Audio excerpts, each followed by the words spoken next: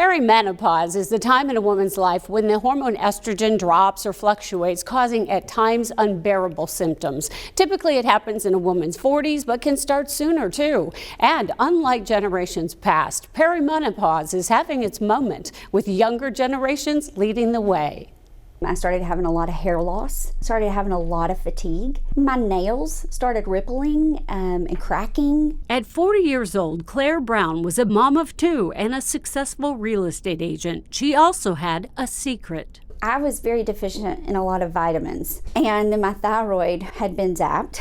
All of that can lead to a lot of depression over a long period of time. I was so exhausted. I was sleeping anywhere from 10 to 12 hours a night, but then I was falling asleep sitting up during the day. Claire saw multiple doctors. She said they preferred to treat her symptoms while missing the bigger picture of what was really happening to her body. Then she met Dr. Jill Jennings, an OBGYN doctor from Baptist Health. She spent over an hour with me, and she listened to all of my symptoms, wrote them all down, and then said, "This is what I think we're dealing with." Dr. Jennings is among only a handful of providers in Arkansas who is also a Menopause Society certified practitioner. She says stories like Claire's remind her of how much attention is given to women before they have children. We are very focused on just all the reproductive years. So, okay, you're starting to have periods, and then you're going on starting to have babies. But then it's like once you're done with the babies,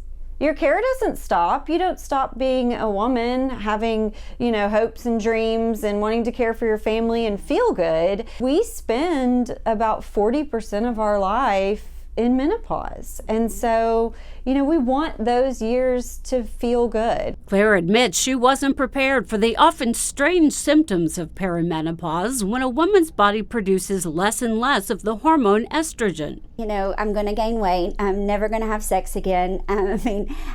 All these things, and that everything's going to dry up in my body. I'm going to have to slather myself with lotion for the rest of my life. Dr. Jennings points out that menopause is defined as the first day a woman goes 12 months without a period, making actual menopause a single event. She says it's the symptoms of perimenopause, that time before the transition, and postmenopause that cause so much suffering, and for potentially long periods of time, anywhere from a few years to a decade. The National Library of Medicine lists the most common and debilitating symptoms of perimenopause as irregular menstrual cycles, hot flashes and night sweats, sleep disturbances, mood changes, vaginal dryness and sexual discomfort, and cognitive changes or brain fog. It's made the hugest difference because I'm a whole new person just within 3 months of starting all those treatments. So it's a combination. It is a combination. At the UAMS Midtown Women's Clinic, Dr. Alexis White is a board-certified OBGYN and also a certified provider with the North American Menopause Society. She says she's thrilled to see millennials or any generation embracing the many years of life beyond reproduction. It's wonderful that people are making this a very normal thing to talk about, because it is a normal thing to talk about. When we have taboos or feelings of that things are awkward, then we are more likely to suffer in silence. So when we have outlets like social media where people can share what their experiences are, you also have that sense of community that I'm not alone. If you wake up in the morning and something is wrong, it's probably the result of perimenopause.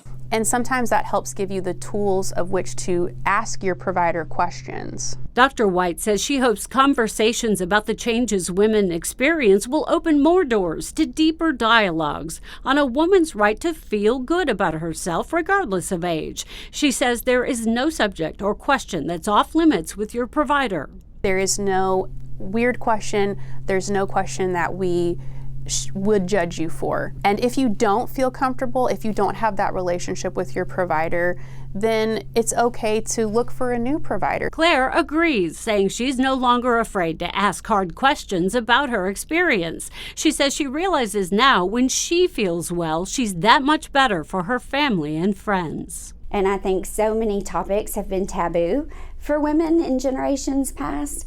And because of that, now we're opening those conversations to, one, research them, and then two, to educate ourselves about them, and then three, we're opening that conversation to empower ourselves to act on it and do something about it. Karen Fuller, THV 11 News.